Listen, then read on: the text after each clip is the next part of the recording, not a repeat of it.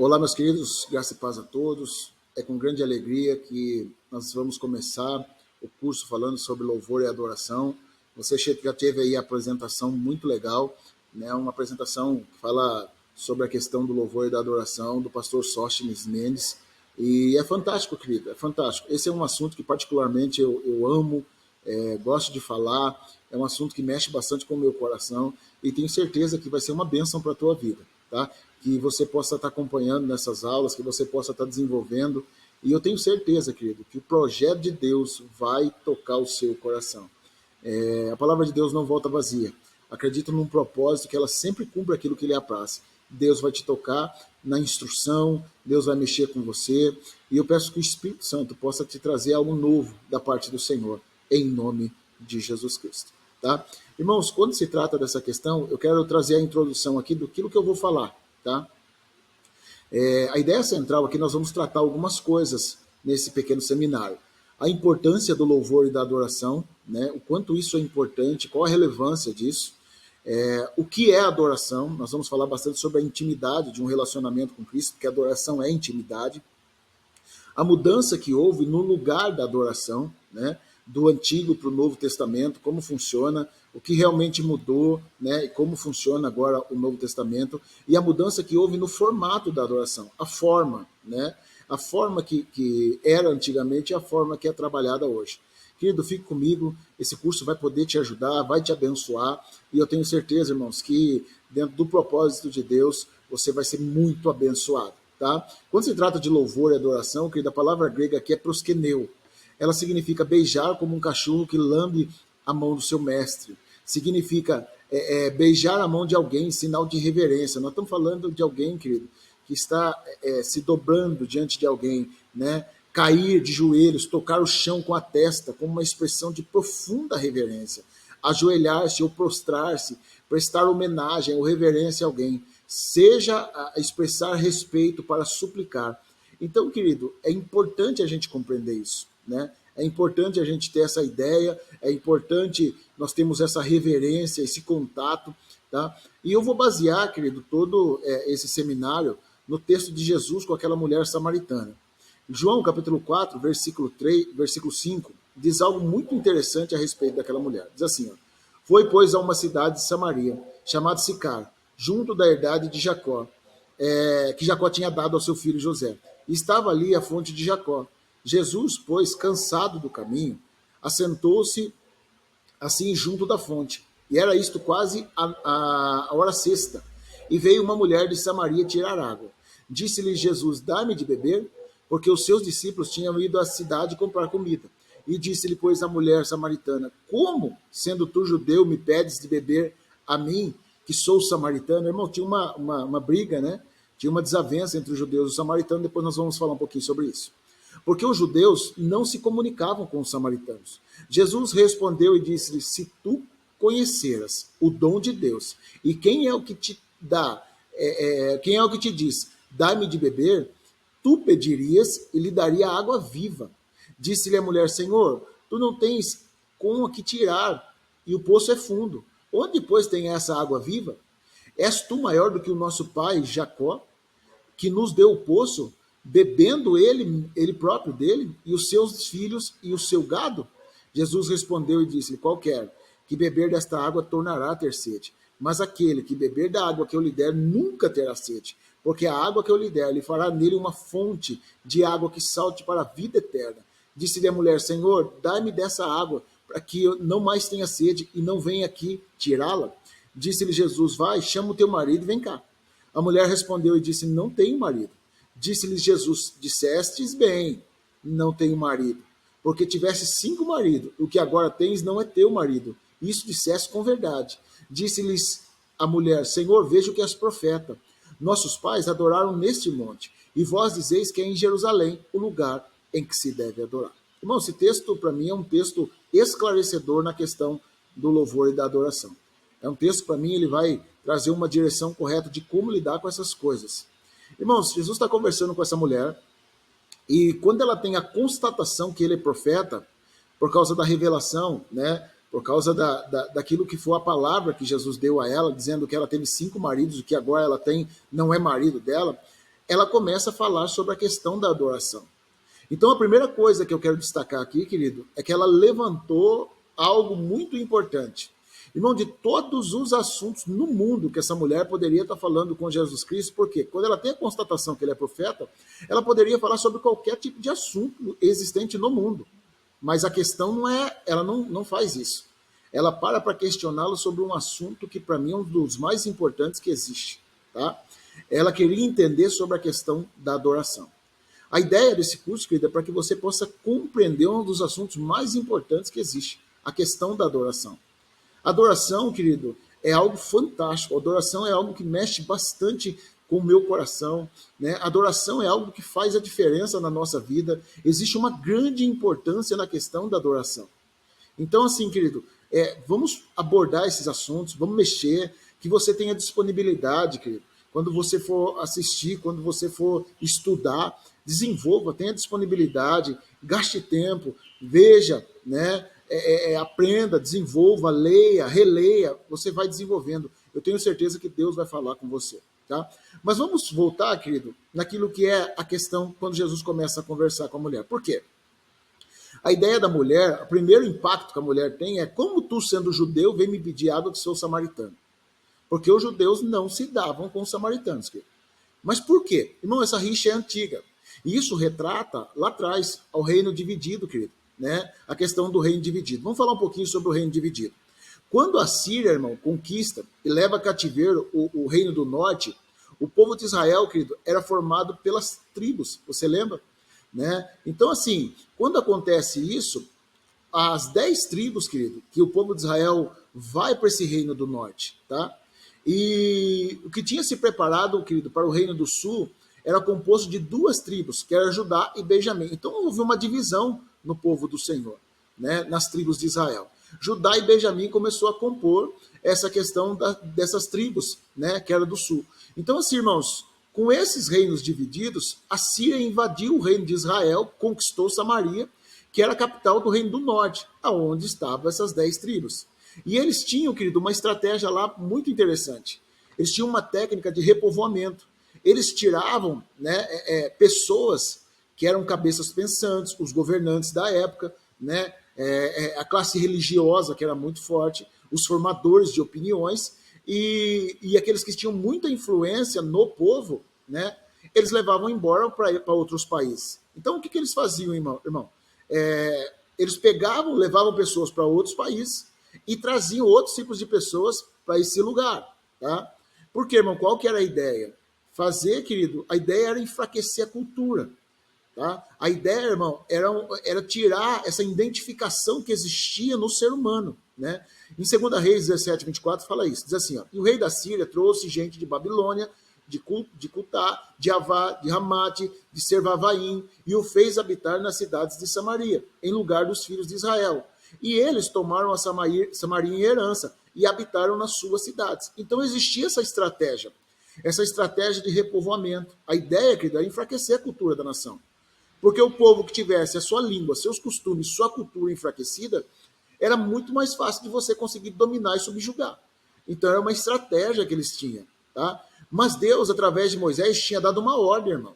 Isso era mandamento, que não poderia misturar os gentios, não poderia ter relacionamento com os outros povos. Tá? Então, esse povo que veio de fora, irmão, ele trazia também a sua cultura, ele também trazia a sua raça, a sua forma de agir. Tá? E esse povo começou a compor, né, Samaria, que era a capital do Reino do Norte. Então, os samaritanos, querido, passaram a ser vistos pelos judeus, né, de raiz, minha mãe pode dizer de raiz, né, visto pelos os povos de gente que não conservou a pureza da sua linhagem. Então, era uma grande mistura, irmão. Era uma grande mistura. Essa era a razão, querido, para que eles pudessem ser desprezados. Então, assim, se você for parar para pensar, os samaritanos, eles tinham muito da questão dos judeus, só que era uma mistura de raça. Embora fazendo parte de toda aquela cultura, né? Tanto, irmão, que você vê a mulher dizendo que o nosso pai Jacó, ela se refere a um dos patriarcas. Ela está se referindo a um dos patriarcas. Ela diz, nosso pai Jacó que trabalhou na questão desse poço aqui. Então, irmãos, você vê que essa mulher, ela tinha muito dessa questão dos judeus, e tinha esse envolvimento com o reino dos judeus. Então eles começaram a defender a ideia, querido, de adorar naquele lugar que era em Samaria. Só que quando ela começa essa discussão com Jesus, dizendo, nossos pais adoraram aqui, vocês dizem que é em Jerusalém. Jesus fala, olha, mulher, é interessante a didática, a forma de ensinar de Jesus, né? Ele diz, vocês adoram o que não conhecem, nós adoramos o que conhecemos. E depois ele diz, a salvação vem dos judeus. Quando ele está falando a salvação vem dos judeus, ele está se referindo a ele mesmo, né? Ele está se referindo ao que ele veio fazer. Jesus está falando que não tem como você atropelar a aliança, há um propósito de Deus com o povo judeu, né?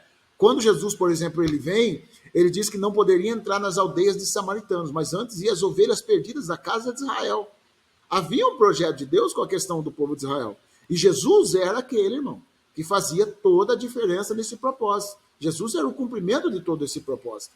Então é importante a gente compreender isso, querido, porque existia uma briga em relação aos judeus e os samaritanos. Tá? Porque os judeus era como se fosse o que conservou a sua aliança, que conservou a linhagem, e os samaritanos era aquele que era uma mistura de raça, uma miscigenação de raça. Então a ideia, querido, da briga que eles tinham é muito forte. Os judeus olhavam para os samaritanos e diziam, vocês não conservaram a linhagem, vocês não são judeus, vocês não podem adorar a Deus da forma. E essa mulher está batendo na tecla o quê? O nosso pai adorou aqui, o nosso pai Jacó adorou aqui em Samaria, nós também adoramos aqui. Tá? Vamos continuar a conversa de Jesus. Jesus assim, disse-lhe Jesus, mulher, creia que a hora vem em que nem neste monte, nem em Jerusalém adorareis ao Pai. Não, Jesus está anunciando uma mudança na questão do lugar. Porque antes, querido, o lugar da adoração era em Jerusalém. Ou seja, Jesus está deixando bem claro, mulher, se essa conversa fosse, a gente estivesse tendo um pouquinho atrás, você ia entender que o lugar de adoração é em Jerusalém. Tá? Mas Jesus está dizendo, mulher, crê e vem a hora em que neste momento, nem nesse monte, nem em Jerusalém adorareis ao Pai. Então Jesus está anunciando para a mulher, querido, uma mudança na questão do lugar da adoração, né? A mulher está batendo numa tecla e Jesus está falando, isso aí já está ultrapassado. A partir de agora já está ultrapassado. Jesus aí ele diz o seguinte, vocês, samaritanos, adoram o que não conhecem. Nós adoramos o que conhecemos, pois a salvação vem dos judeus. Querido, eu quero falar um pouquinho sobre essa questão de adorar o que se conhece, né? Eu acho isso fantástico, o que Jesus está deixando bem claro. O ensinamento de Jesus acerca da adoração. Jesus está deixando bem claro para essa mulher que a adoração é conhecer. Adoração, querido, é conhecer. Adorar é conhecer. Porque adoração é intimidade. E intimidade, irmão, você só tem com quem você conhece, querido. Quanto maior nível de conhecimento, maior é o nível de intimidade. Ou seja, a partir do momento que você vai se aproximando e tendo esse vínculo de relacionamento com Jesus através da adoração, querido, naturalmente, irmãos, essa questão da intimidade vai aumentando. Você, querido, vai tendo um relacionamento mais profundo com ele. Você vai tocando ele de uma forma diferente. A adoração, meu irmão, nos leva a esse lugar de intimidade. É importante a gente compreender, querido, né? E esse, irmão, deveria ser o fascínio das nossas vidas. Porque a adoração traz essa conexão no sentido de intimidade, querido. A adoração nos faz nos aproximar de Deus, nos faz ser um com Ele, nos faz ter um relacionamento mais profundo. Quando Davi escreve o Salmo 24, 27,4, ele diz algo muito interessante. Ele diz assim, uma coisa pedi ao Senhor e a buscarei, que possa morar na casa do Senhor todos os dias da minha vida. A frase que eu possa morar na casa do Senhor todos os dias da minha vida indica um coração, irmão, completamente atraído por um lugar que não era o palácio de Davi. Querido, ele está falando de morar na casa de Deus. Ele está falando, querido, de algo muito interessante.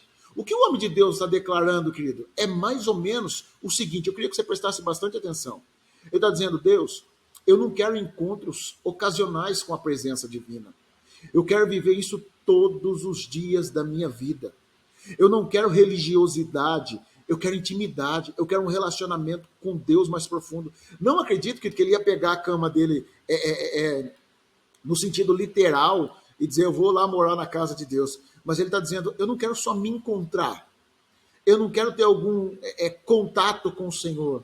Eu quero ter intimidade. eu quero ter profundidade, eu quero ter um relacionamento diferente, eu quero ter um nível onde eu possa me conectar com o Senhor de uma forma poderosa. Então, querido, eu acredito, irmãos, que isso faz toda a diferença na nossa vida. Isso faz toda a diferença no nosso coração, querido.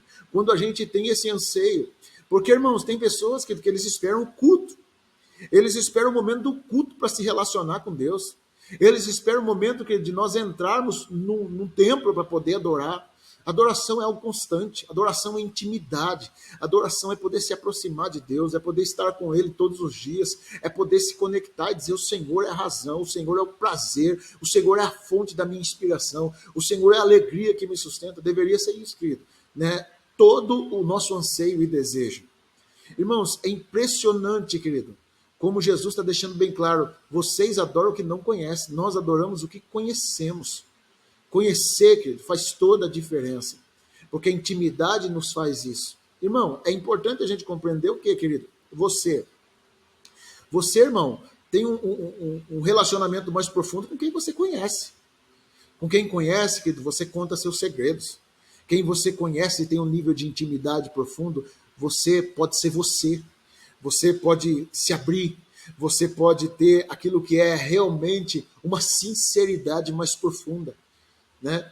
Então, querido, é esse o propósito da adoração, é nos levar a esse nível de intimidade mais profundo com Deus. E, querido, uma grande consequência da adoração é o quê? É nos tornar parecido com Ele. Quando você entra no nível de conhecimento, de intimidade com Deus de uma forma mais profunda, isso te torna mais parecido com Deus, porque você fica parecido com aquilo que você adora, irmão. Salmo, no capítulo 115, versículo 4, diz o seguinte: os ídolos desses são prata e ouro, obras das mãos de homens. Têm boca, mas não falam. Olhos têm, mas não veem. Têm ouvidos, mas não ouvem. Narizes têm, mas não cheiram. Têm mãos, mas não apalpam. Pés, mas não andam. Nem som algum sai da sua garganta. E a eles se tornem semelhantes os que fazem, assim como os que neles confiam. Eu acho isso aqui fantástico, querido. Porque quem vive uma vida contínua de adoração vai ficar parecido com Jesus. A Bíblia está dizendo, quando a Bíblia começa a explicar que os ídolos dos homens, ele está falando dos ídolos que as pessoas adoram aí fora, ele diz o seguinte: eles têm boca, mas não falam. Eles têm ouvido, mas não ouvem. Têm nariz, mas não cheiram. Têm mãos, mas não apalpam. E ele está dizendo, quem adora ele vai ficar semelhante. Irmão, vai entrar num lugar, querido, onde não vai ter uma expressão, né, de Deus, de contato, de intimidade, porque, irmão, vai se tornar semelhante.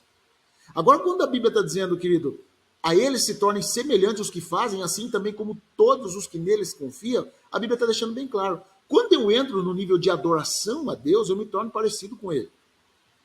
Isso é fantástico, porque, querido, quanto mais intimidade, mais eu fico parecido. Você já reparou, querido, que quando a gente está muito próximo de alguém, quando a gente se relaciona muito com alguém, a gente naturalmente começa a muitas vezes pegar a forma de falar da pessoa, os sotaques. Muitas vezes eu vi gírias, a forma de se comunicar. É natural, querido, porque quanto mais intimidade, você vê, por exemplo, um casal. Um casal, irmão, quanto mais eles estão próximos, mais um vai ficar parecido com o outro, querido. É natural. E com Deus não é diferente. À medida que nós vamos nos aproximando dele, à medida que nós vamos nos relacionando com ele, à medida que nós vamos ter intimidade com ele, mais nós vamos ficando parecido com ele, querido. E é impressionante como a adoração, como a intimidade nos conecta a viver coisas diferentes com o Espírito Santo. Então, meus irmãos, a ideia de Deus é que você possa ter intimidade, querido. É que você possa ter relacionamento profundo. É que você fique mais parecido com Deus, irmãos. Porque, querido, quando você tem intimidade com o Espírito Santo, naturalmente isso vai te tocando. Isso vai fazendo a diferença na sua vida. Isso vai levando você a ser parecido com Deus. Irmão, naturalmente você vai ser igual a Ele, querido. Então, irmãos, aquilo que você adora, você vai ficar parecido. Que você consiga compreender isso nessa introdução. Que Deus abençoe você. Que nós possamos, irmãos, através desse estudo poder, querido, viver o sobrenatural da parte de Deus. Diga a Deus, eu quero intimidade. Eu não quero apenas me encontrar com o Senhor, eu quero ter algo profundo, eu quero estar com o Senhor todos os dias da minha vida. Eu quero, Senhor, Deus, que o Senhor possa me tocar de uma maneira poderosa, que o Senhor mude quem eu sou, que o Senhor mude, transforme a minha vida. Irmão, a adoração ajuda nisso, que a adoração ela é um passo fundamental para isso, onde ele vai nos tocando, onde ele vai trabalhando em nós, onde nós vamos nos aproximando dele a ponto de ser um só. A Bíblia diz que aquele que se une ao Senhor se torna um só com ele, querido. A importância da adoração é isso, tá, querido? Que você consiga compreender isso, que Deus possa te abençoar de maneira poderosa, em nome de Jesus Cristo. Deus abençoe você nessa introdução.